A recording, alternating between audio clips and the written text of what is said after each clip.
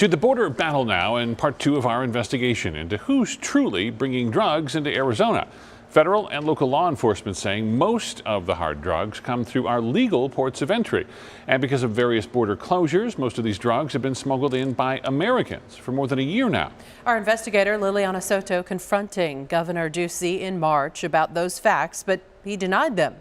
Lily now has testimony of a U.S. citizen caught smuggling drugs at a port of entry and says the recruitment is happening right here in our own state. Building walls like this one is supposed to stop drugs from entering our country, but for American smugglers, this wall means nothing. That's because Americans don't need to carry a backpack full of drugs across the desert. They're using cars and their own bodies. Somebody accompanies you all the way up till you get into the line in Mariposa. Somebody's in their car with you, so you get to a point where you can't turn back. So you have to keep going forward. And they get off and they leave, and you cross.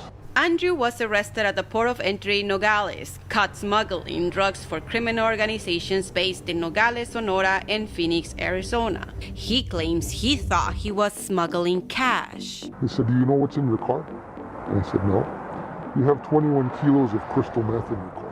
While his time smuggling ended behind bars, it started online. They ran an ad that said, "We're hiring people to bring cash from Phoenix, Arizona to Nogales, Sonora." He says the cartels are looking for U.S. citizens in the Phoenix and Tucson areas. They asked for your driver's license. He told me specifically that the people that they hired the most were single moms in particular. He says they only want people without a criminal record, going as far to run background checks on potential smugglers. They're looking for people that don't attract a lot of attention to cross, to do these things to, whether they know it or not. Andrew did it 3 times. It's very tempting.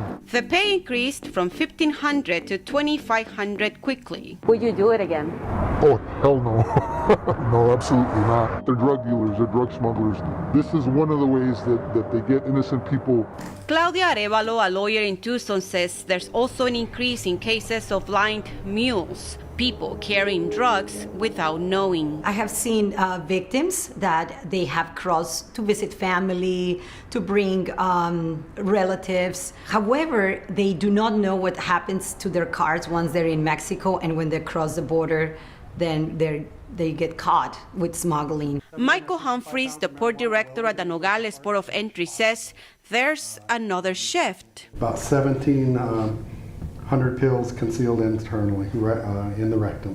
Body carriers. Either strapped around the body or in a body cavity, really since COVID began. Americans using their bodies to smuggle drugs is something that's been increasing at an alarming rate lately. 1,400 fentanyl pills, vaginal cavity. 1,700 pills, March 30th also.